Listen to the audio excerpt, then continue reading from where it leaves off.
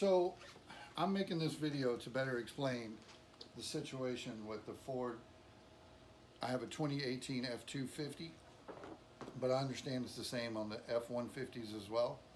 Not sure about that, but I know at least on my F250, it just got broken into the other day, and I couldn't find a good video to explain how to repair it and what the best option is to repair it.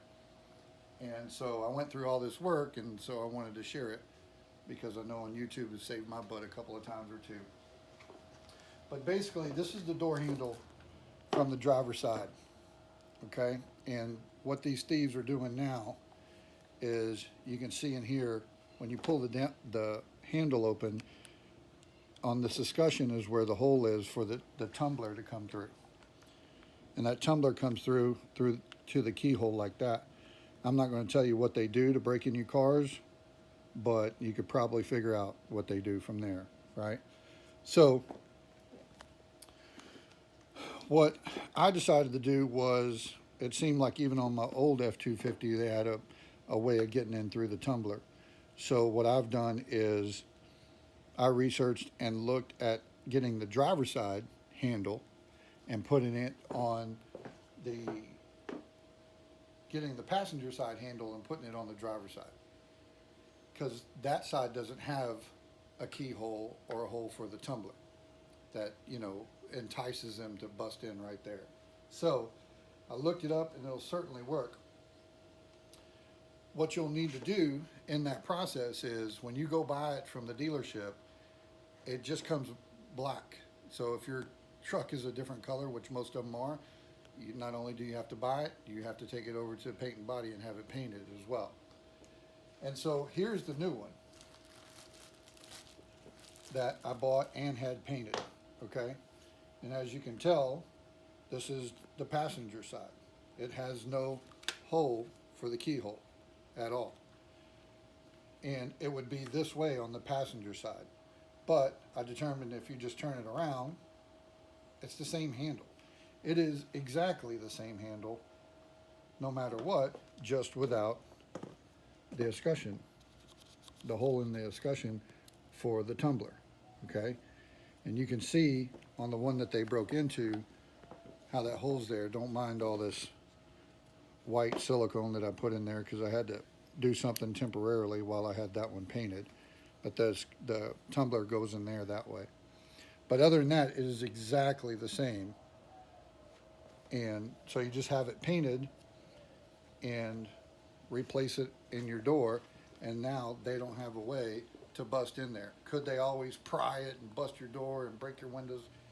They can do whatever they want, but this may be just enough deterrent that you need.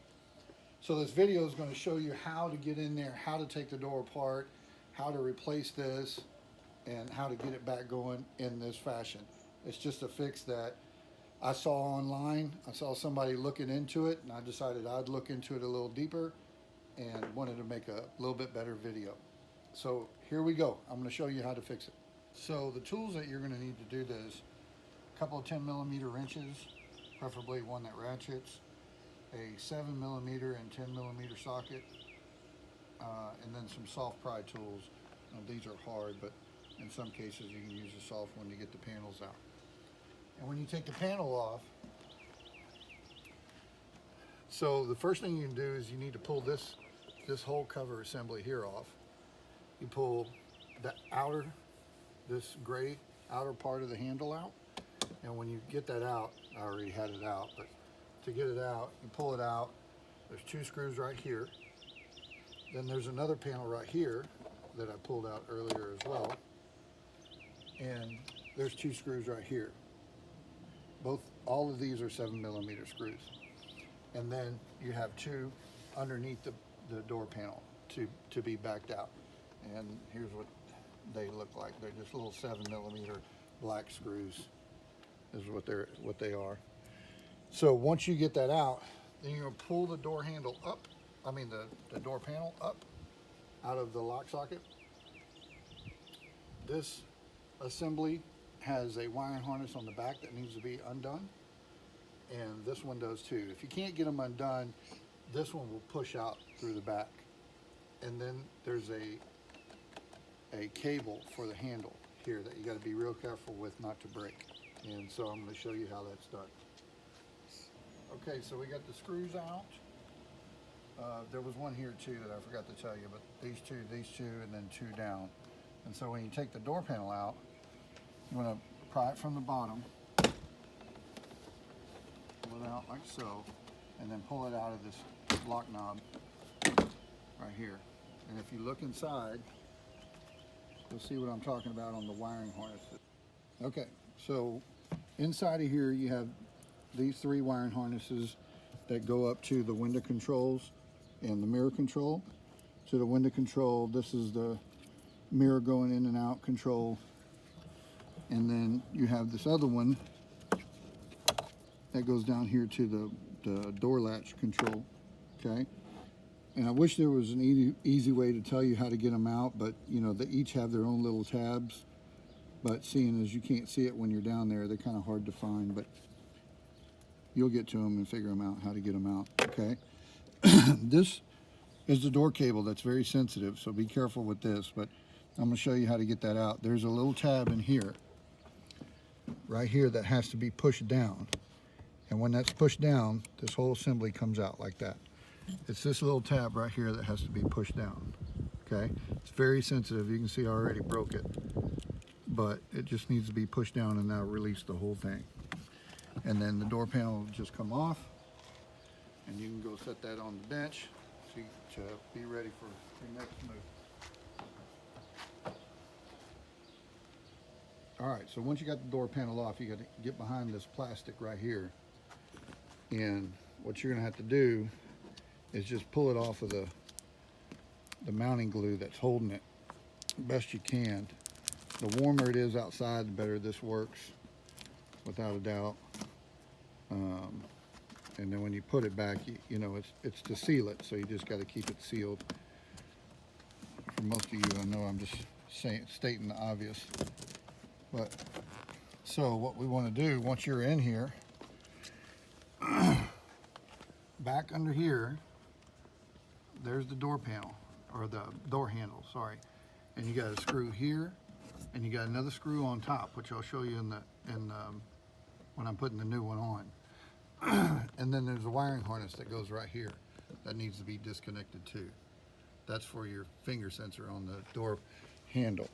And last but not least, on the edge of the door, you pull out that plug, and there's a bolt right in there that needs to be taken out too. It's also 10 millimeter, and so are those nuts taking the handle out.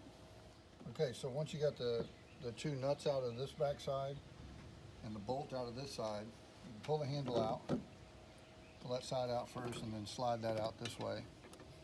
That's your wiring harness that was in there.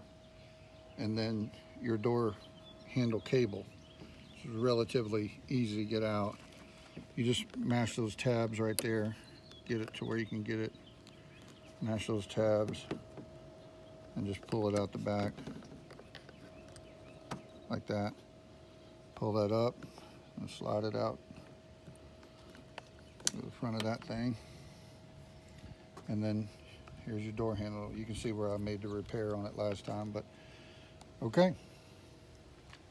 So once you get the door handle out, and we discussed how to get it out, and the tumbler, as we discussed earlier, is right here.